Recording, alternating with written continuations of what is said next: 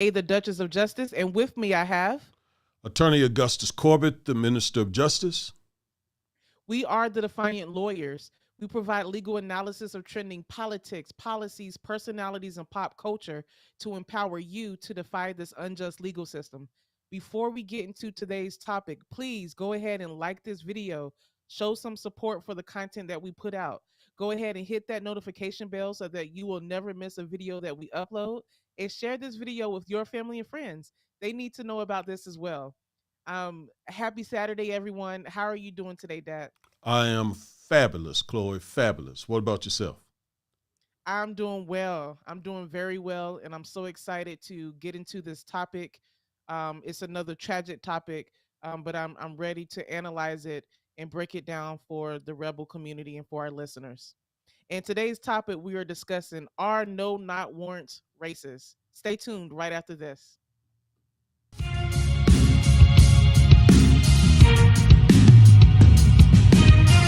That Corbin and Corbett legal team fighting for the rights of the people. That father-daughter team investing in the youth when the system ain't treating them equal. Providing truth for our people, we able to reach them. So anytime you get accused for a crime and Lord knows you ain't do it, we here to get you through it. Exemplifying prudence and glorifying God, making sure you're compensated for other people's doings. Our vision is to be one of the best. We're small enough to focus on your matter throughout the neighborhoods of Dallas. Working constantly and making sure your rights are protected. A firm team of lawyers, aggressive, effective. A team that has your back in the courtroom. Two well-spoken black lawyers in the courtroom.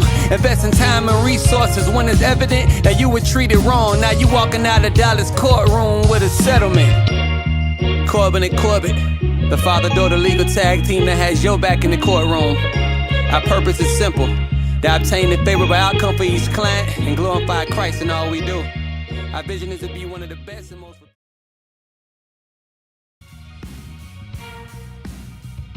Hello and welcome, everyone. Today's topic for today's show is, are no knock warrants racist? The short answer is yes. Yes, they are. In today's show, we're going to break down the history of no knock warrants. We're going to break down the tragic history that they've had in black and brown communities.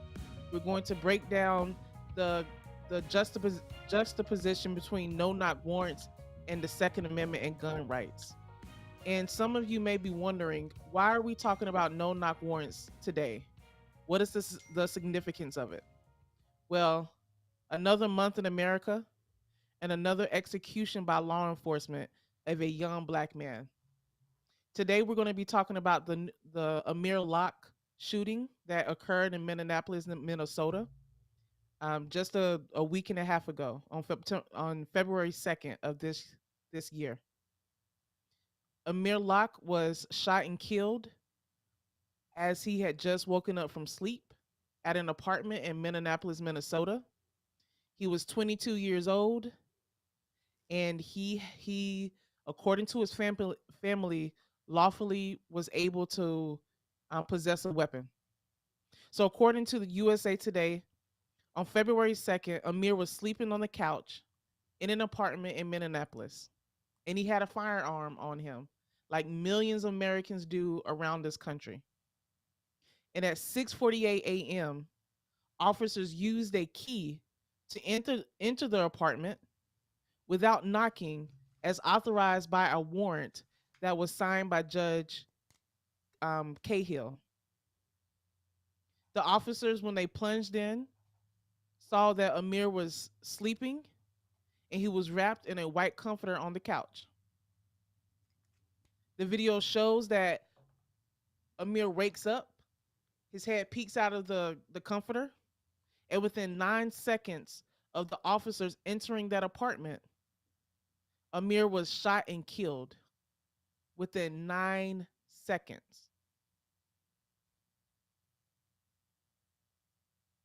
I took that break because I wanted to show how quickly Amir lost his life and how often this has happened around this country. Just a couple of years ago, we heard about Breonna Taylor and how she was tragically killed while sleeping due to a no-knock warrant. and it's happening once again. This is happening less than 2 years after George Floyd was murdered in Minneapolis by police officers. And yet still nothing has changed. This is a tragedy that needs to be changed. The laws needs to be changed. And that's why my dad and I have been constantly pushing for the George Floyd Justice and Policing Act, because that act would effectively ban no-knock warrants at the federal level and hopefully would bleed to the states. So once again, another young black man lost their life because of these warrants. Dad, how do you feel about this? What was your first reaction when you heard about this? Here we go again. Here we go again. When does this stop? When does this madness stop? So that was my initial reaction.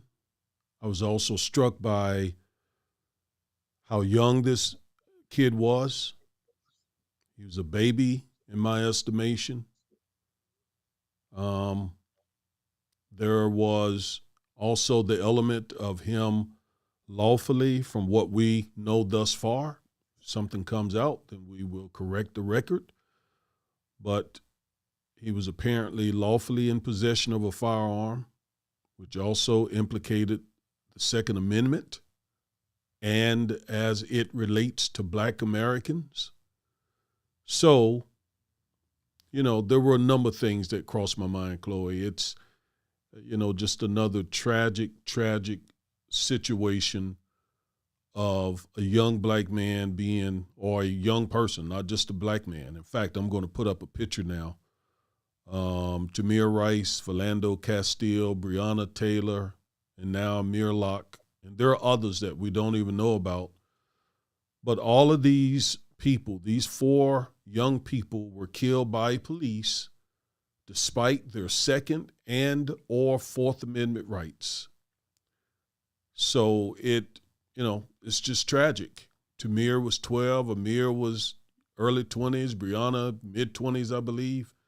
Philando Castile, mid-20s, possessing the same constitutional rights as everyone else under our Constitution, yet all 4 of them are dead, killed by police.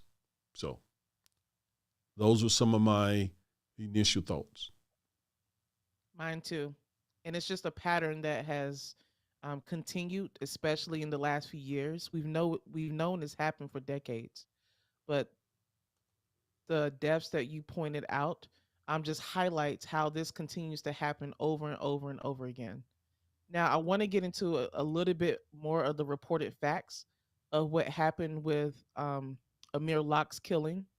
So it was reported by USA Today that police had originally gone to a judge and asked for a typical knock and announce warrant, where they would execute the warrant, they would knock, they would announce themselves, and then they would enter the premises. So that is the first type of warrant that they asked for.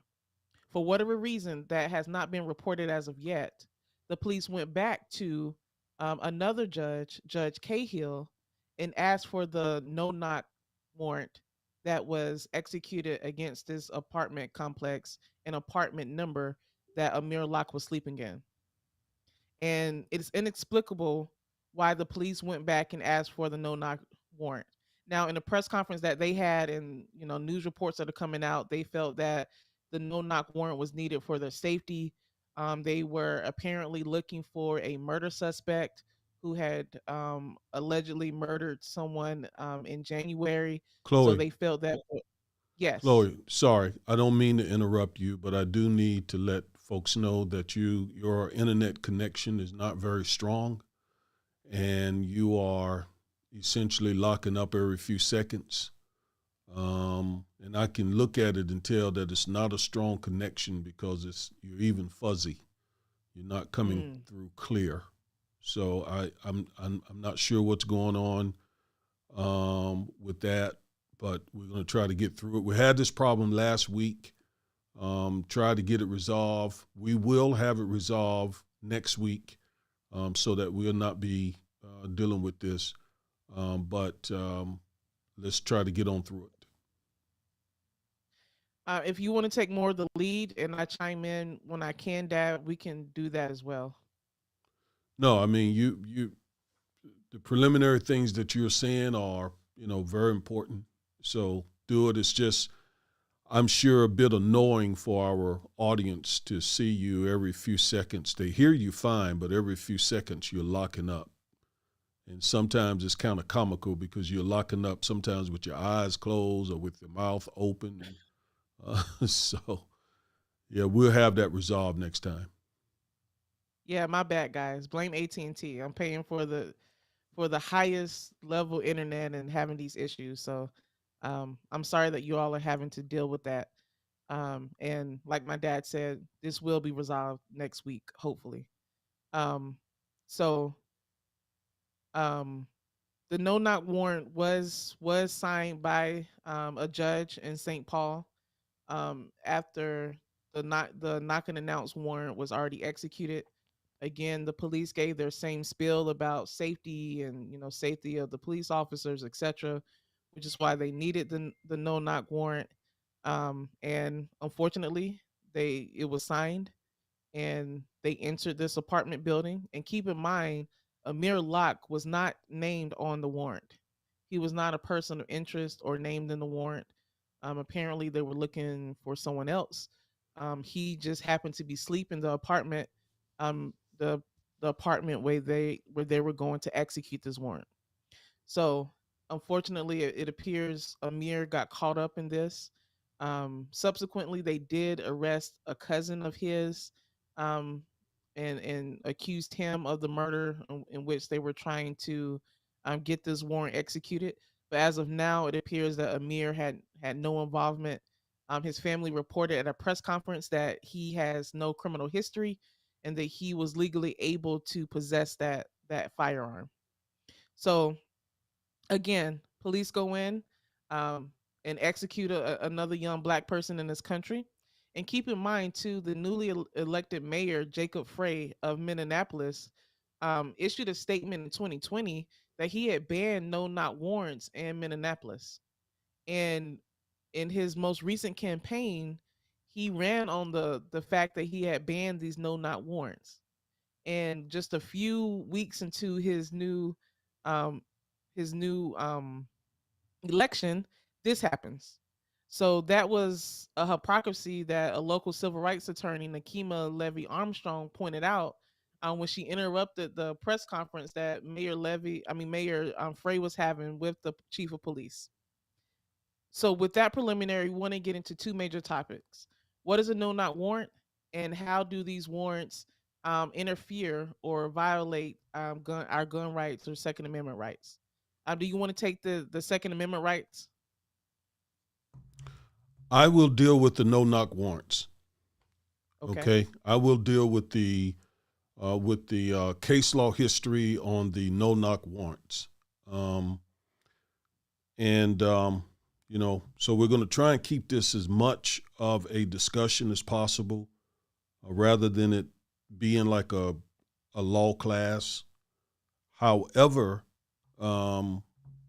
we sort of build our channel on the fact that you're going to get more from our channel than you will from the local news or from the evening news.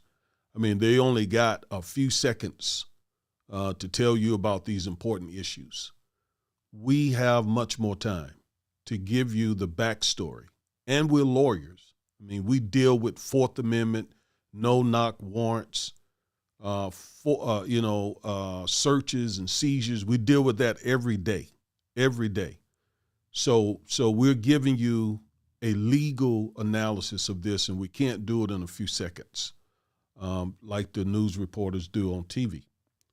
So, and I have comments too on the Second Amendment because I'm a huge Second Amendment supporter. No knock warrants. Let's talk about them. Should we first define what a warrant is for our listeners? Well, I intend to do all that in this discussion. Okay? All right, so let's start with the Fourth Amendment. The Fourth Amendment to the United States Constitution protects us against unreasonable searches and seizures. And here is the actual text of the Fourth Amendment. The Fourth Amendment says, quote, "The right of the people to be secure in their persons, houses, papers, and effects against unreasonable searches and seizures shall not be violated, and no warrants shall issue, but upon probable cause, supported by oath or affirmation, and particularly describing the place to be searched and the persons or things to be seized." Now, those few words have been the subject of much case law, many Supreme Court cases, many trials, criminal trials, appellate court trials, proceedings, appeals, and it's still litigated to this day. The Fourth Amendment, it says a lot. And again, there are reams and law libraries and buildings that are filled with litigation on every single word in the Fourth Amendment. And again, it's something that we deal with a lot. Now, usually the Fourth Amendment requires that before a person is searched or arrested, that there's probable cause. Probable cause is defined, Chloe, you remember we learned in law school, that it is the facts and circumstances that suggest that a particular person has committed a crime or a particular person has probably committed a crime, thus the word probable cause.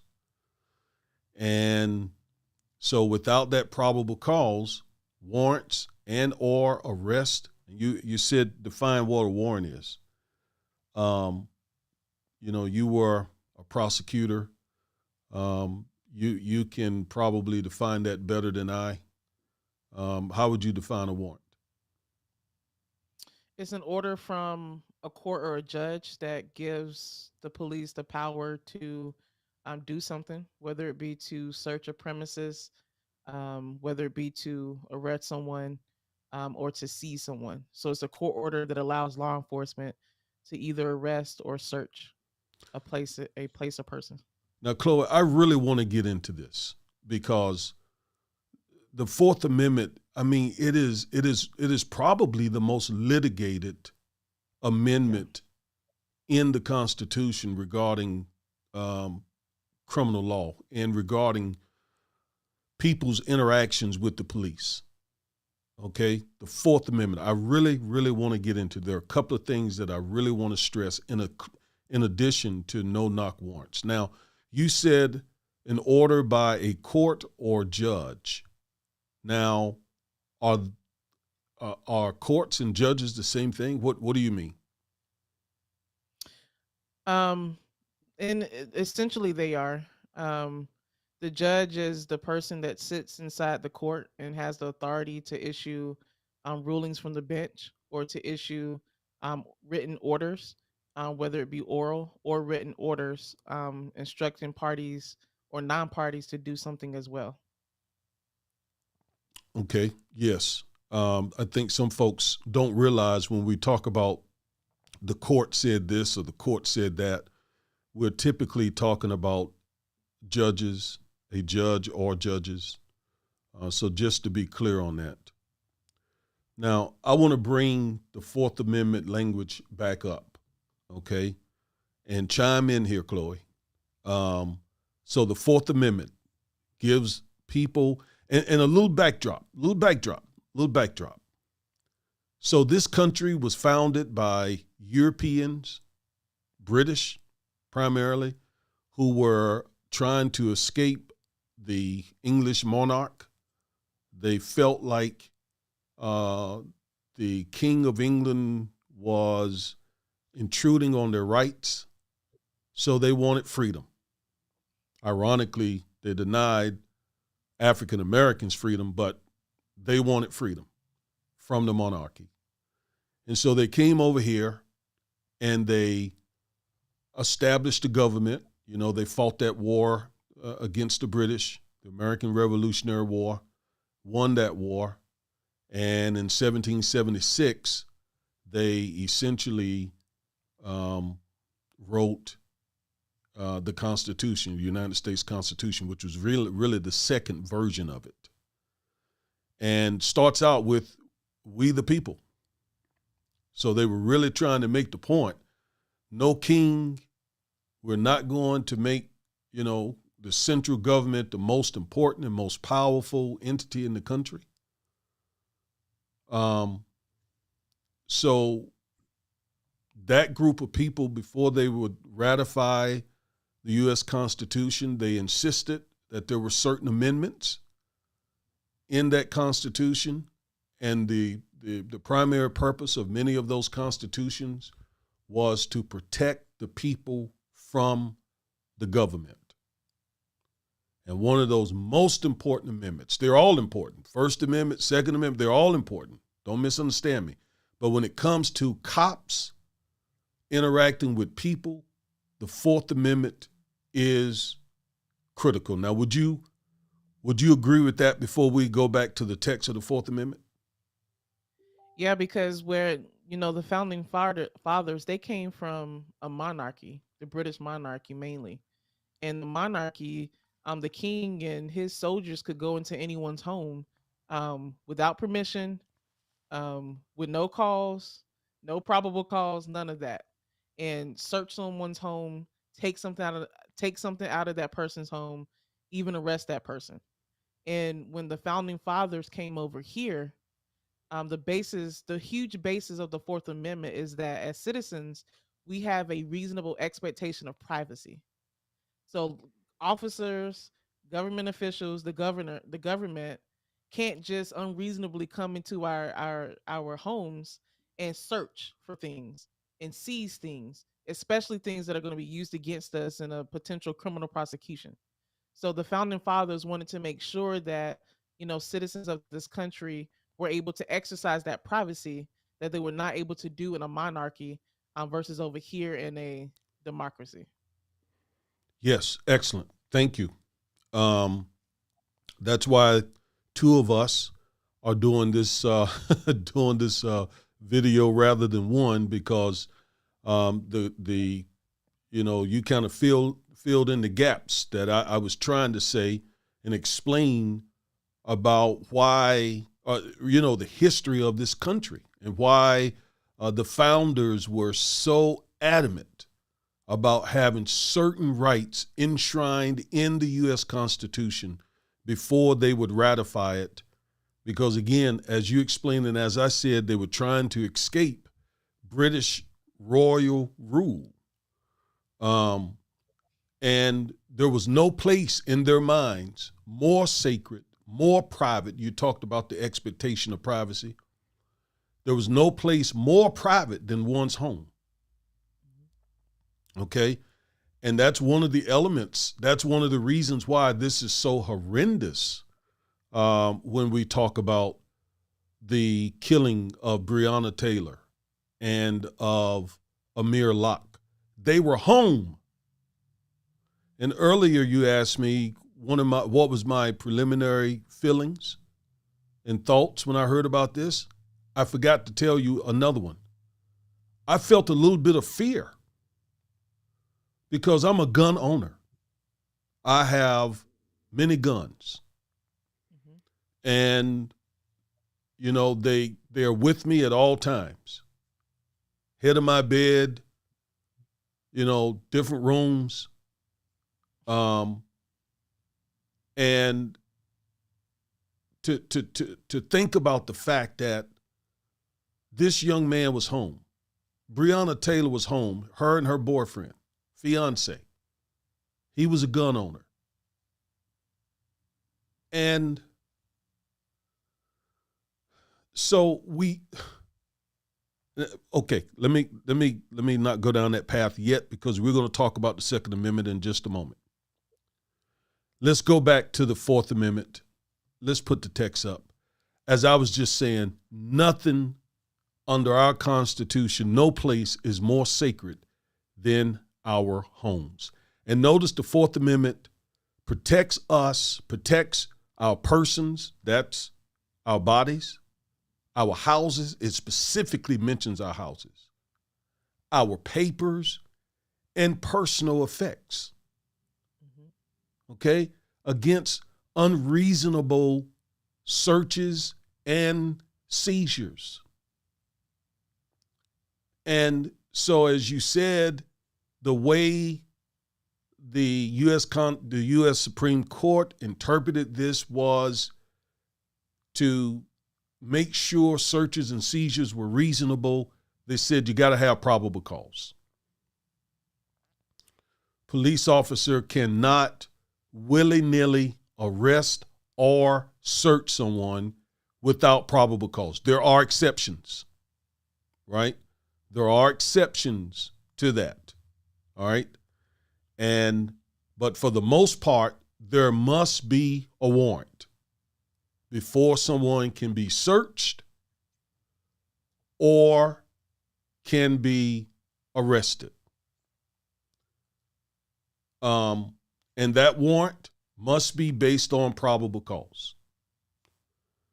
So typically the police will go to the judge, to the magistrate, with an affidavit, and the affidavit lays out what the police believes is probable cause. And the judge, most often, will issue the warrant or the search, permitting, it to occur. Now, again, we said that there are exceptions. Let's talk about the exceptions here.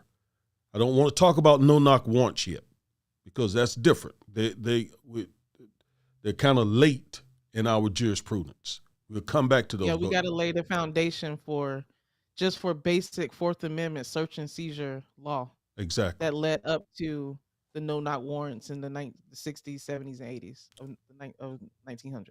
Right.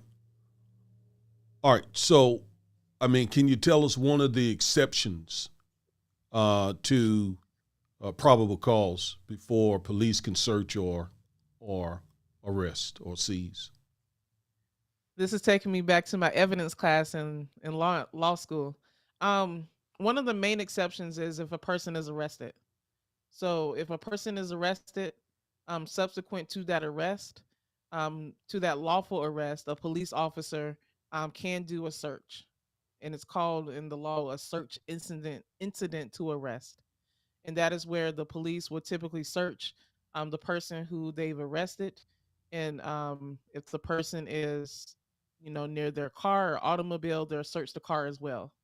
And the rationale for that exception is that the police want to make sure that there's no danger, and there are no weapons that can harm them or harm other people.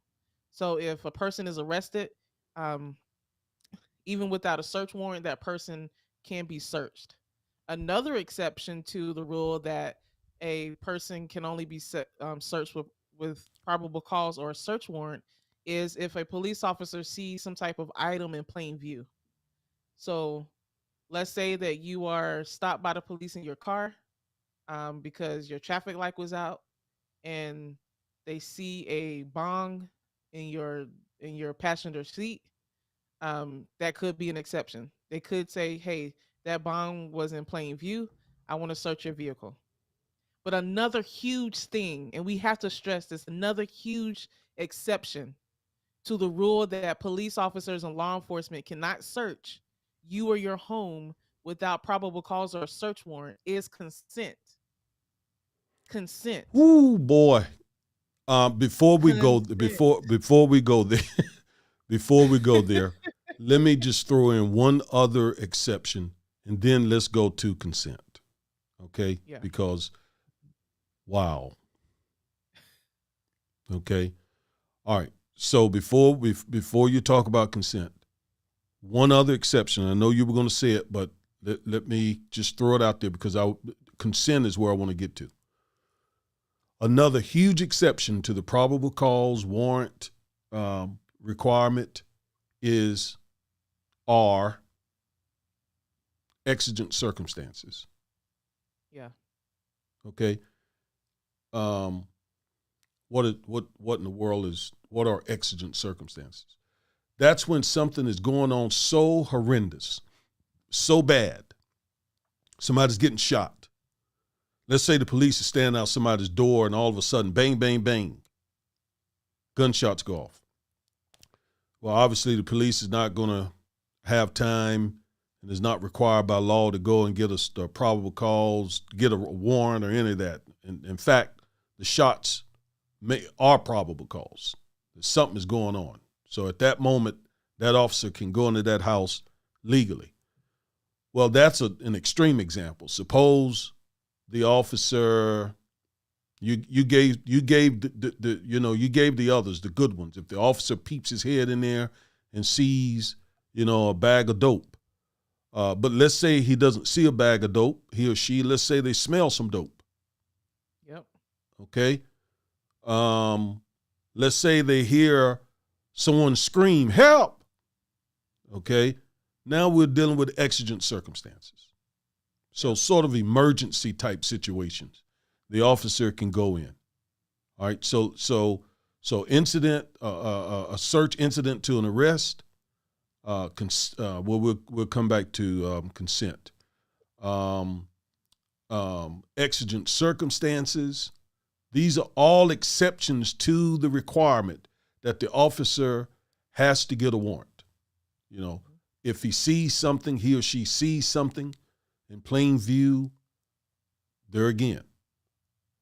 Now, consent. Go. Consent.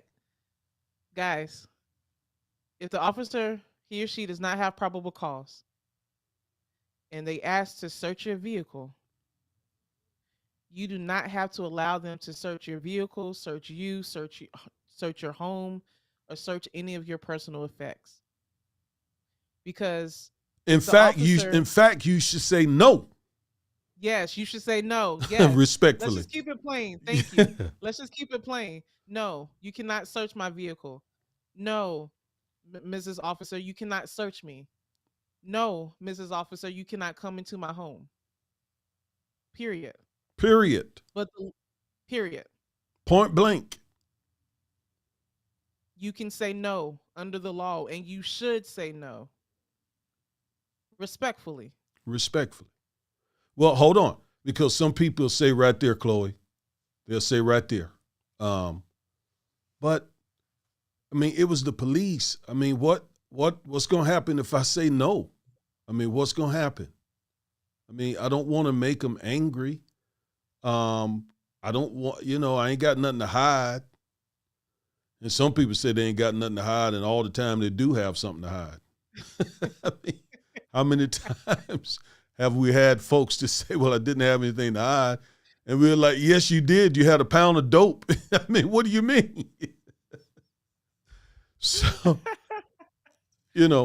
but yeah, you don't have to consent is our point, and you should not consent. Let the officer, look, if they're asking you, can I search your home? That's a good indication that they don't have probable cause to do so. Exactly. Right? If they had probable cause to do so, they wouldn't be asking you.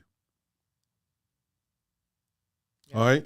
If they ask you, do you mind if I search you? Now, we need to distinguish, Chloe, if you will, help us understand the difference in a search and a pat down.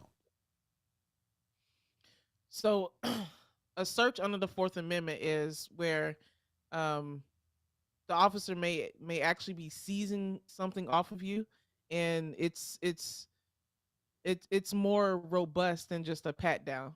There are instances with stop and frisk where an officer, if the officer has reasonable suspicion that some type of crime has occurred, it is an exception to the Fourth Amendment requirement for probable cause that the officer can stop you, have some type of reasonable suspicion that some type of crime has occurred, and do a pat down on the outside of your clothes. That is allowed, and that is an exception to the requirement for a search warrant or probable cause under the Fourth Amendment. However, if it's not a case where there's no reasonable suspicion, therefore there's no probable cause, you do not have to consent to a full search. And when you say search, I mean, it's more intrusive. You said, let's expound on that. I mean, that's like going in your pockets. Okay. Yeah. That is going into your purse. That is going into your suitcase. Yeah. All right. It is a search. I mean, it is not just patting, like Chloe said, patting you down the outside of your clothes. And so this has become Criminal Procedure 1099. Okay, so let's back up a little bit, because you may be saying, what's reasonable suspicion versus probable cause? Okay, so those are legal standards that enable someone to do something. Reasonable suspicion is the lowest. And as Chloe explained, it enables a cop to pat you down, ask you questions, or stop you in your car if he or she has reasonable suspicion. And all it is, it's kind of hard to define actually, but it's having more than just a feeling, and it's certainly not racial profiling, okay? But it's having at least some indicia, I think is the word they use, of reason or evidence to believe that someone might be up to some sort of criminal activity. Yeah. Objectively justifiable, and it has to be based on some type of specific fact. So the officer can't just see a bunch of black guys out in the street and say, hey, there are a bunch of black guys around together. Let me go stop and frisk them, which has occurred in New York and all across the country. Yeah, still has. Go ahead. Yeah. I was just gonna say there still has to be some type of objective, justifiable suspicion, to stop and frisk that person. So just a group of black guys in certain colors, maybe red bandanas or red shirts or red tennis shoes. It is definitely not probable cause. And at least I wouldn't think so. And these things are subjective, right? I mean, that's why there's so much litigation, because what I think is reasonable suspicion or probable cause, someone else may think it is, and the most important person is whether on the streets, whether the cops think it is, and the second is whether the judge thinks it is. Because if we think it is not, then we're going to file for our clients. We're going to file a motion to suppress. Now we're really getting off, and I don't want to get too far off into this. I guess the general point is the Fourth Amendment is in place to protect, as you said, our expectation of privacy, to protect us from unreasonable searches and seizures. It is an extremely important amendment to the United States Constitution, especially when it comes to cops. Now, with that backdrop, no knock warrants. No knock warrants. And we got some questions on YouTube. Let me just spit this out real quickly, and then we'll start getting to the questions and comments. No knock warrants. All right. In the mid-90s, and first of all, let me tell you a little bit about the 90s, for those of you who may have not even been born during the 90s. we were reeling from the crack epidemic. Okay. In the mid 80s, early 80s, I remember it like it was yesterday. Crack hit America, especially urban America, like a ton of bricks and turned Black America in many ways upside down. Violence, drugs. I mean, people doing all kinds of things, Chloe, to get crack cocaine. It devastated our community, and the violence associated with it was through the roof. In fact, and unfortunately, I lost 2 younger brothers around that chaos and mayhem of crack cocaine. 2 younger brothers, one 15 and one 20. I'm very, very familiar. And I would have been out there and was out there until I became a committed Christ follower in the mid-'80s. So in the mid-'80s through the 90s, crack cocaine was having a devastating impact on the Black community especially. And by the way, our own government introduced the whole crack cocaine thing to our community through the CIA. And that was admitted by former CIA officials. So what did the government think they had to do about it? Well, first of all, Congress passed a law. Bill Clinton signed it into law.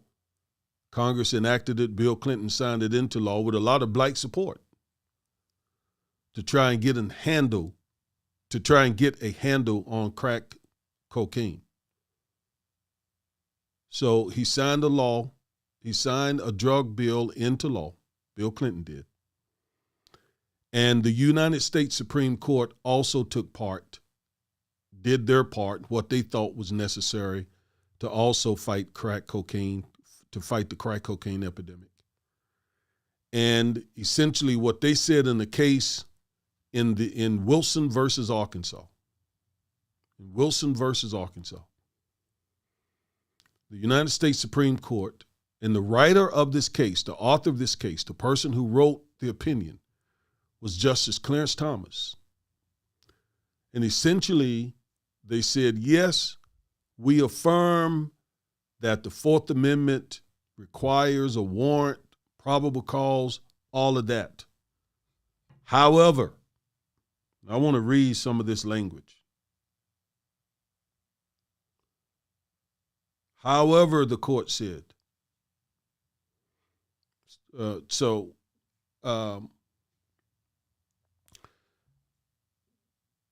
our own cases, I'm quoting Wilson v. Arkansas, our own cases have acknowledged that the common law principle of announcement is embedded in Anglo-American law, but we have never squarely held that the principle is an element of the reasonableness inquiry under the Fourth Amendment. We now so hold. So they stood up strong that yes, announcement, probable cause, warrants are all embedded and are inferred in the Fourth Amendment. But the next paragraph says, this is not to say, of course, that every entry must be preceded by an announcement. The Fourth Amendment's flexible requirement of reasonableness should not be read to mandate a rigid rule of announcement that ignores countervailing law enforcement interests.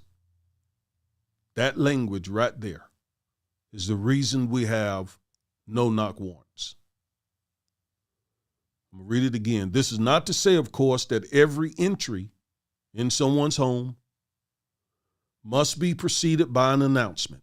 Now, the court just said, Justice Thomas just wrote, yes, there should be an announcement. But he comes back and says, But that's not a rigid rule. That is not to say every entry must be preceded by an announcement.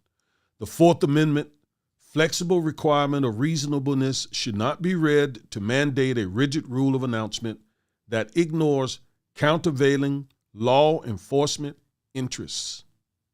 This case was released in 1995, May 22nd, 1995, all in response to the so-called war on drugs. So we got no-knock warrants from the United States Supreme Court as a response to the so-called war on drugs. That the government planted in Black communities. And I want to go back and highlight that point that you just told everyone, Dad, that the CIA admitted that they planted and dropped crack into Black communities. And then the government, the very same government, comes back, and with this so-called war on drugs that was first started by President Richard Nixon, and then it gained a lot of momentum by President Ronald Reagan, have now,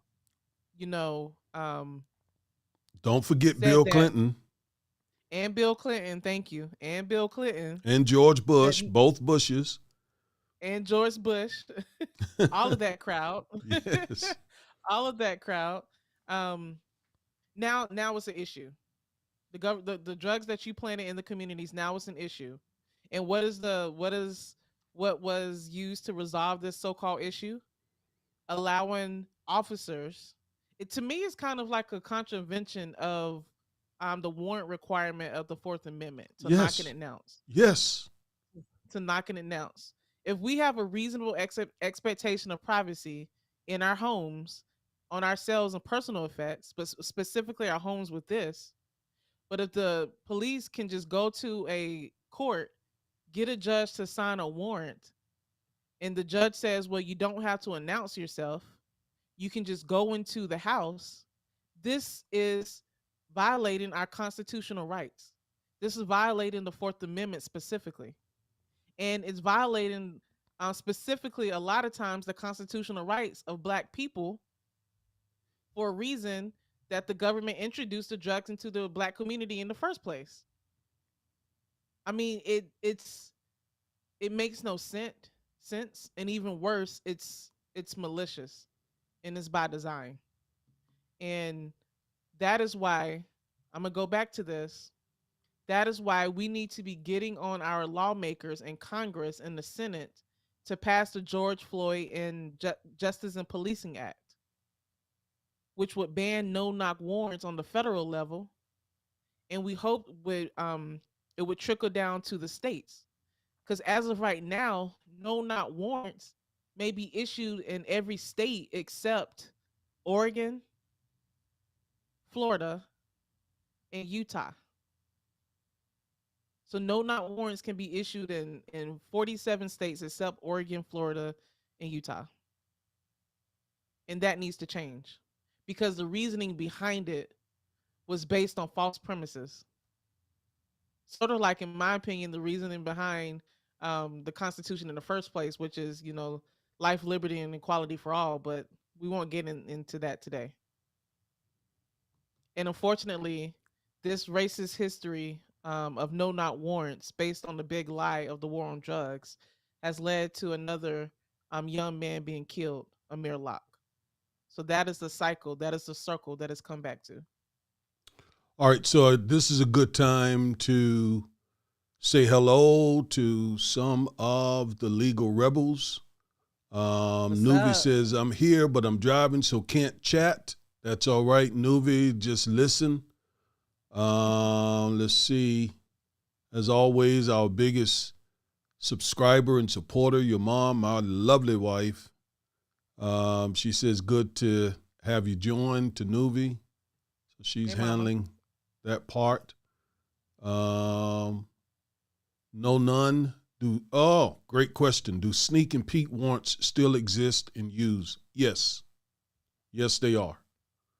These warrants allow law enforcement to enter somebody's premises even without them knowing.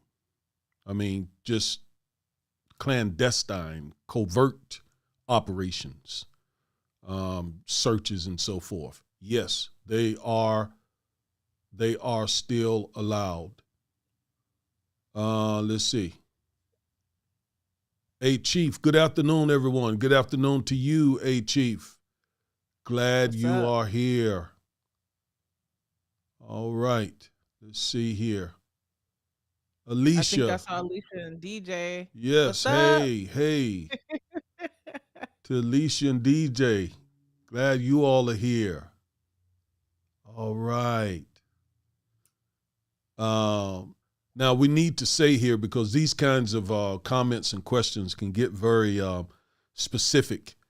Nothing we are saying, this is a disclaimer, everybody, nothing we are saying should be considered legal advice, okay? Yes, I'm glad you pointed that out. Yes. Yes, we're just giving information and having a discussion.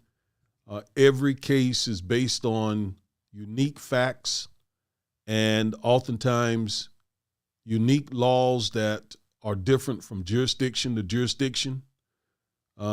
We're in the state of Texas, so we know virtually nothing about other states' laws and how they handle searches. Although no state can implement or enact a law that's inconsistent with what the U.S. Supreme Court has said, but there are nuances from jurisdiction to jurisdiction. And so because of that, we can't really go in depth about any of these cases, even a pending Texas case, because, again, the facts are so unique. All right, that's it. No, none. I have a scenario question. Okay, so this is a scenario. Regarding the bong you brought up, let's say a cop is sitting outside a store that sells bongs in a state where marijuana is illegal. Cop pulls over a customer exiting the, I presume, store. Okay. Okay, let me make sure I got this. So the scenario is a cop is sitting outside a store. The store sells bongs in a state where marijuana is illegal. Cops pull over a customer exiting the store. And I presume the customer has a bong. I don't know. Let me not read that into it. The question may be, is that enough reasonable suspicion to stop the car? That might be no none's question. The mere fact that this person was in a store that sells bongs, does that give the cop reasonable suspicion to stop the car? I believe that's probably the question. I'm going to give you my answer, no none, and then Chloe give you hers. In fact, she would know more about this. She was a prosecutor, probably dealt with cases like this. In my opinion, that is not enough for reasonable suspicion. That to me is almost like someone going to a Chili's restaurant that sells alcohol, and the cop pulls them over merely because they were having dinner at a restaurant that sells alcohol. That is not reasonable suspicion. Okay. Okay. So I just got notice that the question goes on. All right. Okay. Let me get the rest of the question then. That would help. And then, okay, so the cop pulls the person over for a blinker violation. Cop sees the bong in a clear store bag with the receipt in the bag. Does the cop still have probable cause to search the vehicle? All right. So before we even get to the probable cause part to search, let's still deal with reasonable suspicion to even stop the car. Okay? Because without that, I don't care what the officer finds. If you didn't have reasonable suspicion to stop the car, then it's something that could possibly be thrown out of court. So blinker violation. I mean, what does that mean? Does that mean the blinker wasn't working? Does that mean the blinker was not on when the person made a turn? There are different ways that there could be a blinker violation. Let's say that there was an actual blinker violation. Let's say the blinker was out. Let's say the light was knocked out, and the cop could see that. Okay, so that would be reasonable suspicion. Or let's say the person switched to another lane without putting on a blinker. That could be a blinker violation, and that would give rise to reasonable suspicion. To do what? Just to stop the car. That's not enough to reach probable cause. Okay? Assuming that that's all the person did had a blinker violation. Not speeding, not going from side to side, just a blinker violation. All right, so just on that part of that question, Chloe, what would you say? If the cop saw that the person in the car had an actual blinker violation, let's say in this example, the person made a right turn here in Texas, or let's say the person switched lanes. Here in Texas, when you switch lanes, you must turn on your blinker and indicate which lane you're going into. So if that person did not do that here in Texas, I would think that there was reasonable suspicion, which is again an objectively justifiable suspicion based on specific facts and circumstances that a violation had occurred. So for just that part, objectively, if the cop sees that the person switched lanes without turning their signal on, I mean, in Texas, that would be a violation. The specific fact is the fact that person did not turn on the blinker.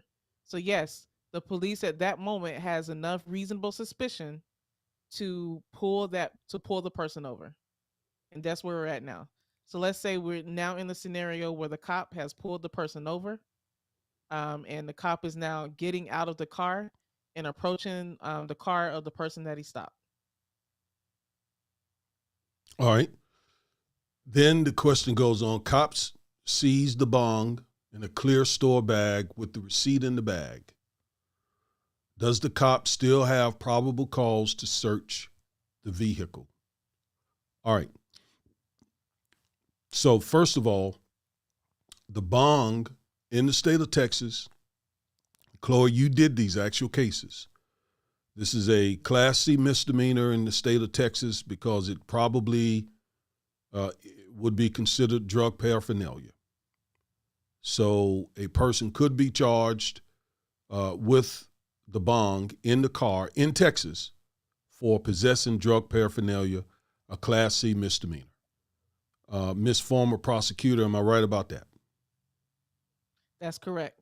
That would be considered drug paraphernalia if the state can prove that there was actually that the paraphernalia was actually used or actually had some type of substance in it that was illegal here in Texas. Oh, okay. Now, that's news to me. So the paraphernalia is not something the police can that the person can be prosecuted against unless the paraphernalia had been used with drugs. So a new bong would not be paraphernalia, would not result in a paraphernalia charge. Well, let me look up the specific code. I can make sure I give accurate information. Okay. All right. So while you do that, I'm gonna go to the next section of this question. Does the cop still have probable cause? Well, based on what we've said so far, the police had reasonable suspicion, we presume. Now sees a bong in the car, knows that that's likely paraphernalia. So yes, I would say the cop now didn't have. So when No Known says still have, we didn't know that the cop had probable cause based on the facts you laid out in this scenario, the cop did not have probable cause until he saw the bong. All he had before then was reasonable suspicion. But upon seeing the bong, that, in my opinion, would rise to the level of probable cause, enabling the cop to do a search. Now, before I go on, Chloe, what do you say? I don't think the officer has probable cause at that point just because he sees the bong in the clear bag. I think what he has is one of the exceptions to the probable cause requirement, which is he sees something in his plain view that he feels could be or she feels could be a violation of the law. So I do think that he will be able to do a search of the vehicle, but I think it would be pursuant to one of the exceptions to the probable cause requirement. So guess what we have, folks? We have a disagreement. So this is a good place for the verdict. Now, Chloe, we're not going to, like we're arguing before the judge, just quickly, and I will quickly state my position as to why I believe this is probable cause, and you just quickly state yours, okay? Very quickly. All right? Okay.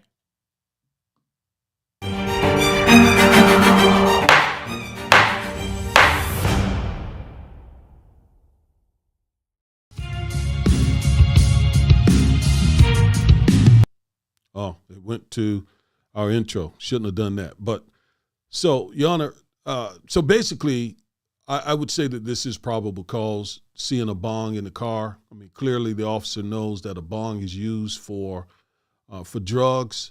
That's its only purpose. It's not used to drink from. It's not used to eat from. It's not used to play music on. I'm being a little facetious here. But it is used clearly for drugs. And so I think the presence of the bong would be enough facts and circumstances to suggest that this person has committed a crime, and which would give the cop enough probable cause to search the vehicle for drugs. Judge, I disagree with the opposing counsel. The reason why my client was stopped, according to police, is because there was an alleged blinker violation. We don't believe there was even reasonable suspicion to stop the vehicle. My client maintains that his blinker was not broken and that he followed all traffic rules. But if we were to give the police officer that, we would say that there was no probable cause for the police to search my client. Just because my client goes into a store that sells, allegedly goes into a store that sells marijuana and allegedly brings a bong out, does not mean that there was marijuana in the bong. It's not necessarily a violation to have a bong, unless the state can prove that um, a person was going to use that bong for the intent of, making, cultivating, or ingesting some type of illegal substance. So we don't believe that there was probable cause for the police to search my client's vehicle, and I would ask that you would throw out the bong and the arrest as well. All right.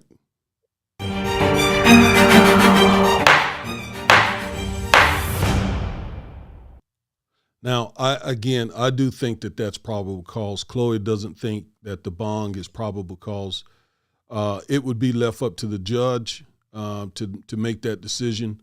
So, no, none. You actually got more of an answer that you probably intended. You actually got a verdict out of that. You actually got Chloe and I kind of dealing with that as we would in court. So, And I want to say that type of scenario is literally what we do throughout law school.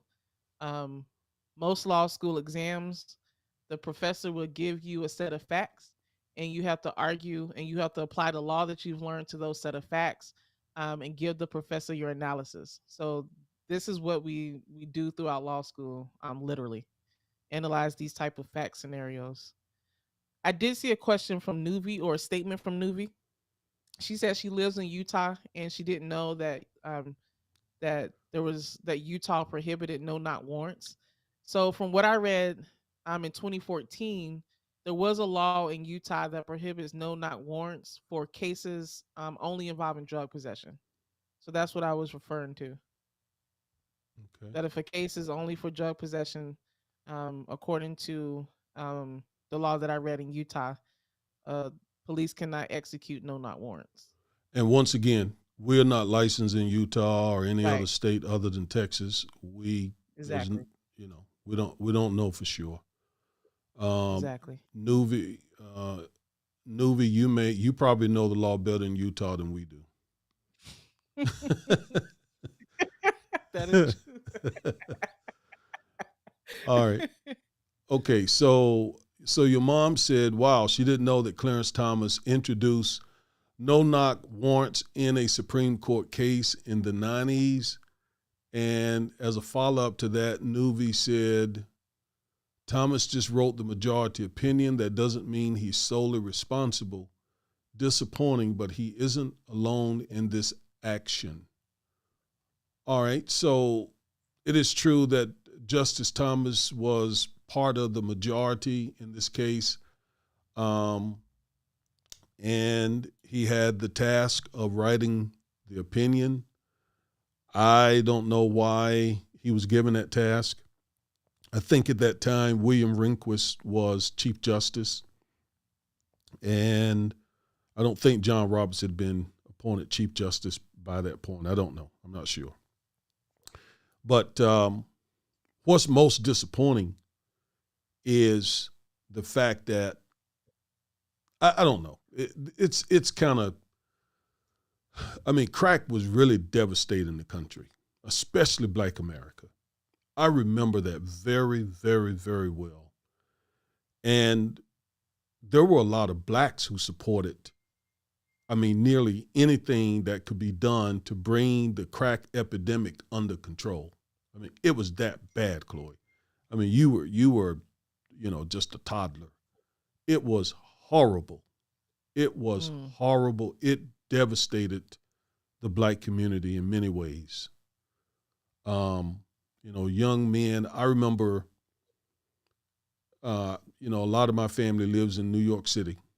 And I remember when in New York during the crime epidemic, 3,000-4,000 young blacks were being killed a year, involved in the drug business. Okay, women were selling themselves to get crack. It was such an addictive substance that even some of the heroin addicts had switched from heroin to start smoking crack. It was horrible. And it was devastating our community, not just our community, but our community took the blunt. And so even Black politicians and lawmakers felt it necessary to do what was necessary, to do what was, required to try and get control of it. And so that's probably, I'm sure there were some liberals who probably agreed with no-knock warrants at that point. And they approved it on two bases. One, they changed it because law enforcement made the argument in their briefs that if we announce who we are and give someone time, whatever, they can destroy evidence, or the person that we're trying to get to could be very, very, very dangerous. So we need the element of surprise to arrest this person safely. And by the way, just yesterday, my wife and I grimaced as we saw like 9 cops get shot as they were trying to rescue someone from an apartment building. So look, there are some dangerous people out there, and cops certainly do a dangerous job. There's no question about that. My problem with no-knock warrants is the same problem I have, for example, with the death penalty. And that is, they are both implemented in a racist way. And that can be borne out with study after study. When the defendant in a capital case is black and a victim is white, the percentage of that person getting a death sentence is much greater than when the defendant is white and the victim is black. And studies have shown that no-knock warrants are implemented and executed in black neighborhoods more than any other neighborhood in America. And I think, Chloe, you got some information on that, right? Yeah. Unfortunately, no knock warrants have devastated black communities across the country. And in fact, these no knock raids, they really began associated back in LA when LA police chief Daryl Gates, he started A using it after total the Watts riot. racist. I Huge remember racist. Daryl Gates very well. Huge racist. He created these raids with these militarized police forces after the Watts riots of 1965, and he originally wanted SWAT. He created these what we now know as these SWAT teams, where the police will go into an apartment or a house, looking like the military, just very militarized. He initially wanted the SWAT teams to be called the Special Weapons Attack Team. Now they're known as, I think, the Special Weapons and Tactics Teams.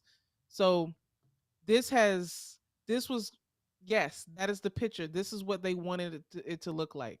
They wanted police officers to be militarized and to go into black and brown communities, um, and and and treat the residents like that. Especially after the Watch riots, leading up through the 70s and 80s, and then leading up to this bogus war on drugs, which has disproportionately affected and killed people out of the black community. And it was started Now, by a racist police chief. yes. Now, Chloe, imagine waking up to this right here. Mm. Imagine that. Imagine you're in your bed, sound asleep. You ain't broke no law. You don't know what anyone is talking about. And all of a sudden, these lights are in your face, people standing over your bed screaming, hands up. You're in a deep sleep. The first thing you're going to do, if you are, like me, a gun owner, is reach for your gun. Mm-hmm. That's the first thing you're going to do. That's why when I read about this story, it kind of scared me for a second. Yeah. And then they showed the video, body cam of those officers going into that young man's room, and one officer essentially shooting him dead, like Tamir Rice, shooting him dead within seconds because of the gun. And, here's a picture of that. Tamir's on this couch, sleep, and he reaches for his gun, rightfully so. Didn't know who in the world was entering into his apartment and perhaps about to do him harm or to kill him. So, and his family said he was legally able to possess a firearm. And for that, And he was killed. And what's so hypocritical, Dad? I've seen some comments on videos and news reports discussing this tragedy, saying, well, if he didn't live in a dangerous neighborhood, he wouldn't have to sleep with a gun. Or if he wasn't living in that environment, then he wouldn't be where the police would need to execute a search warrant. I mean, just the hypocrisy of that. So you have people commenting in America, which has hundreds of millions of guns in this country, which has groups who are so vocal about supporting the Second Amendment right, about having um, tens and twenties of guns and semi-automatic rifles in their homes, But when it comes to a black man, a young black man having a gun while he's sleeping, they used it, him exercising his Second Amendment right to justify him getting shot and executed by the police. I hope I'm bringing out just the pure hypocrisy in this. Well, you see the picture that I got up now. All four of these situations here involved what law enforcement thought was a gun. Tamir Rice had a toy gun. Philando Steele had a gun and informed the officer that he had a gun. Breonna Taylor, her fiance, had a gun inside their home. He had it. He possessed it legally. And Amir also had a gun. And Sterling Alston, I think his name is, in Louisiana, he got shot in the back outside of a gas station, a convenience store. And I think he also had a gun. I'm reading a great book right now about the Second Amendment as it relates to blacks. Let me get the name of this book. While you pulled that up, Okay, go ahead. I was just gonna say, while you pull the name of that book up, Dad, I do want to let people know that you started another channel called Armed and Informed, because we are big proponents of the Second Amendment, especially as it comes to gun ownership rights for African Americans. So I encourage you all, go to YouTube, go to that channel, Armed and Informed. My dad has a lot of videos planned out that will educate you, give you knowledge and information. So check out that channel as well. Yes, please, because I just started it. I haven't really begun uploading videos yet. I think I only have a couple of subscribers. So you all, please go over to that channel, become subscribers. I intend to start really digging into it here in the next few days. I've been buying equipment, getting things in place and all of that. It is called Armed and Informed. Armed and Informed. Okay, that is the name of it. That is the name of a second YouTube channel that I'm starting, Armed and Informed. And it's just what the name says. Being armed, but also being informed. Okay? Critical. The two together are critical. Now, the book is entitled The Second, Race and Guns in a Fatally Unequal America. Again, The Second is the title, subtitle, Race and Guns in a Fatally Unequal America by Professor Carol Anderson, a black historian. She lays it out. She shows how the Second Amendment is unfairly and unequally applied to blacks and whites. In fact, we should be hearing something from Amir Locke. We should be hearing something from the National Rifle Association on behalf of Amir Locke and his family. They have so much to say about gun rights, but never do they say anything about blacks who are killed who were lawfully carrying, like Philando Castile, the young man, I forgot his name, Kenneth Walker, I think fiance for Breonna Taylor, who what he thought was returning fire from somebody trying to break into their apartment. So I want to go back to Justice Clarence Thomas for a second. Justice Thomas, I tried to say just a moment ago, in all honesty, that when the crack epidemic hit America, I mean, we needed help. Black America needed help, no question about it. Justice Thomas wrote that opinion. I don't know whether or not he knew that it would be no-knock warrants would disproportionately be served in black communities. I don't know. I don't know if he knew that or had any studies on that or what. I'm not sure. But I can say this. Justice Thomas has been on the side of many cases that have been very bad for the black community. I mean, he just has. I don't, we, as attorneys, we don't get into, being disrespectful to judges, and certainly not Supreme Court justices. I don't know, so I'm not going to do that. But he has been on the side, again, of a lot of cases that have been really bad, have had devastating impact on the black community. So I wanted to say that about Justice Thomas and his apparent ideology. I think it's fair to say he's definitely not that popular in the black community as a whole. Oh, you're being very, very, very kind. Trying to put it as nice as possible. So let's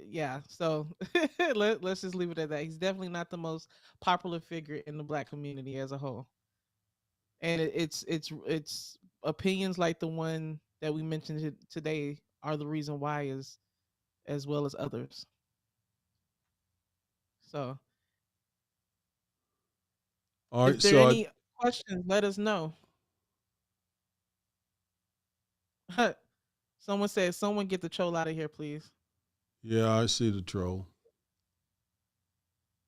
Look, they gonna come. It comes with the territory. So here, I'm gonna give the troll a little time here. So the troll says, "I think I am racist." Okay. And the troll followed that up with, "But I love it." So that's what we contend with here, and that's why I wanted to show you all this. Now we move right on. A chief asked if we could drop the link. I believe is that a he or she? I'm pretty sure it's a he. Okay. Let us know. Yeah, please let us know. Let us know. We want to know so we can address. But I dropped the link in the chat. And Okay. we're going to put the link to the Armed and Informed channel in the description as well. So you can find it there. You can also find it in this chat too. All right. Oh. We also have a gun course as well called Armed and Informed. So Quint says, if you don't like no knock warrants, go back to Liberia. Now, unless Quint is a Native American, he or she also came from some other part of the world. Yep. And I would invite him or her to go back to wherever they came from if they don't like the fact that we don't like no knock warrants. Yep. Which was the point of this country in the first place, to be able to speak our minds and have free speech and not all think the same way. So there we go. So Nuvi asked me specifically, what is your opinion specifically on the National Rifle Association? I am generally favorable towards gun rights organizations, but dislike the National Rifle Association. All right, so I've said that I am a huge Second Amendment defender. I am a country boy. I grew up in the woods, literally. So we had guns as a matter of necessity to kill the snakes and the bears, and we often used our guns to eat, to kill food, to eat. So everybody had guns. I grew up around guns. And I raised my two children not to fear guns, but to respect them. And so as a family, we have spent evenings at the range, as a family outing. So we're big Second Amendment people.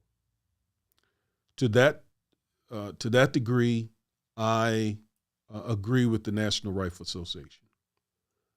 I think if anyone needs to be armed in America, it should be African Americans. Okay? We have been victimized because we couldn't have guns in the past. Right? Tulsa, Rosewood, Wilmington, are just a few places where there have been racist massacres. So I don't think black folks should be unarmed. I think we should be armed. But I've never been a member of the National Rifle Association. And again, as I just said, I think that they have been at least racial by not speaking up when black Americans have been killed for merely owning guns.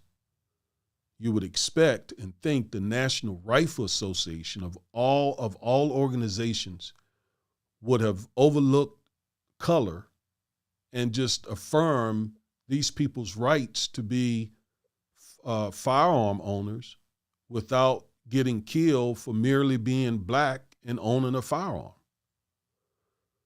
So, with that said, I am a proud member of the National African American Gun Association. Okay? I am a very proud member of the National Association, the National African American Gun Association. We don't like to be compared to the NRA, but we are the largest black gun association in the country, probably the world. You can find the organization online at naaga.org or .com, NAGA, NAAGA.com or .org, I can't remember. A very good brother started that organization some years ago. His name is Philip.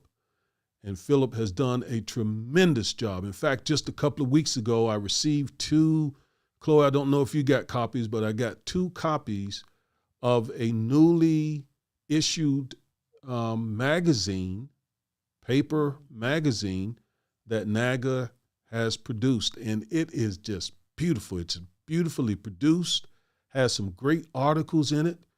So forget the NRA. I ride with the NAAGA. So that's my long answer to that question, Nuvi. The troll is still in the comments, but look, guys, just ignore him or her. If we don't give them any attention, she's not they getting, tend to or pick he's it. not getting any more. Yeah, but I would encourage you all to look up NAGA, NAAGA, National African American Gun Association. I haven't gotten those magazines, but I'm going to be on the lookout for them because I definitely would like them. And for anyone who's listening, ask us any questions that you have, any comments. We try to address the comments, try to have as much of a conversation as possible. This is what we enjoy doing, especially when we film these videos live. And again, for people who came late, I apologize for my internet connection. Um, blame AT&T, not me, but I will promise that I'm going to do my best to have a better connection for our video next Saturday. So if you see my picture going in and out or pausing on weird places, just ignore that. I am having some internet connection issues. All right, so before we sign off, let me see if we got any good comments over on Facebook before we get out of here.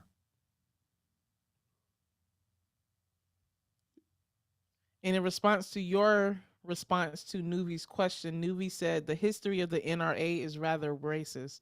They didn't really start pushing back on Second Amendment infringements until those infringements started being used against white people. I mean, exactly. Yes. That is a reason why we've never been members of the NRA.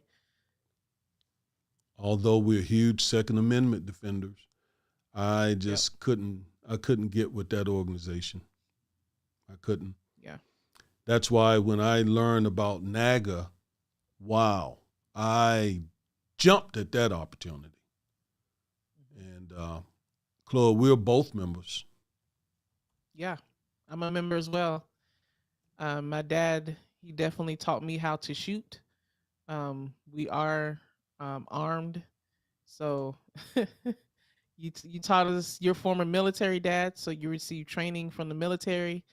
I remember times where you would, me, mom, my brother, we would be in the house. You would teach us how to disarm someone if someone's pointing a gun at us, how to properly hold the gun. So we have a lot of knowledge about how to use a firearm and protect ourselves. Amen. Just putting that out there for Just everybody. just putting that out there. Just Just putting it want out you there. We're just just saying. just want you to know. Don't get it twisted.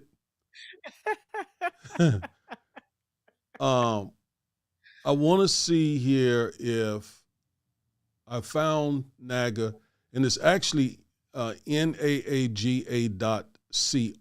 not COM. NAAGA.co. And there's something else I want to see if I can grab.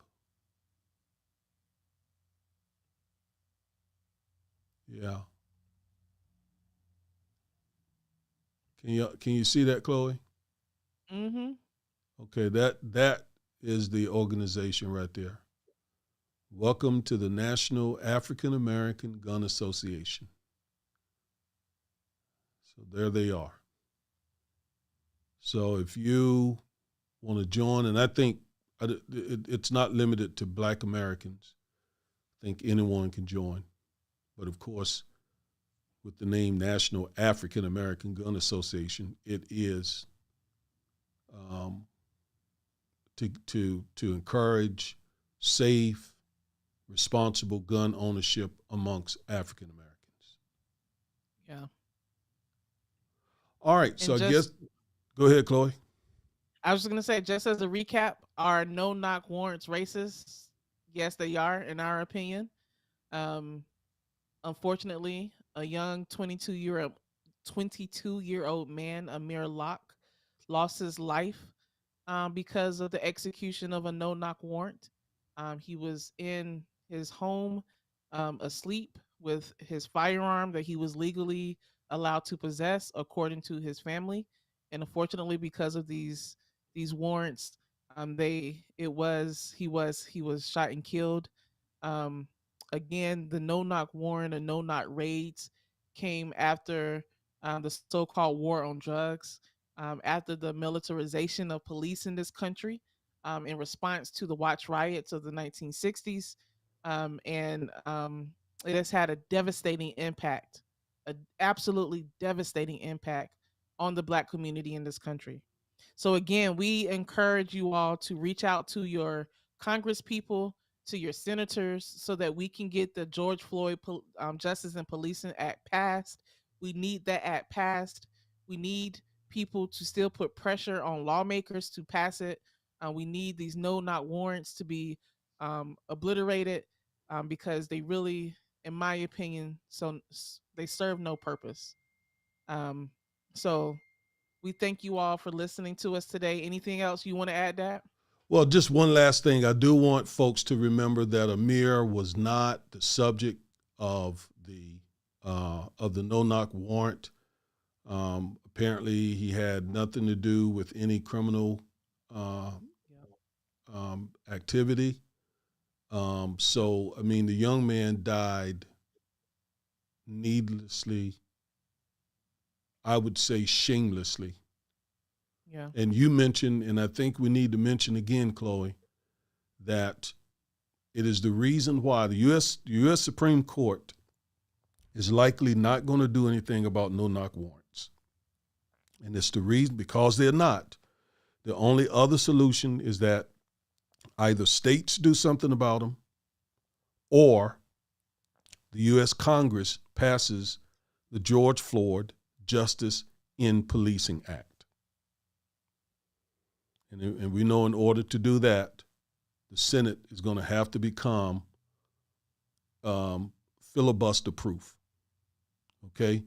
So I wanted to say that. And lastly, Chloe, thank you for shouting out the Armed and Informed YouTube channel because we have several people went over and subscribed. Wonderful. Yes. Several people went over and subscribed. Yes. Thank you for that. So there it is right there.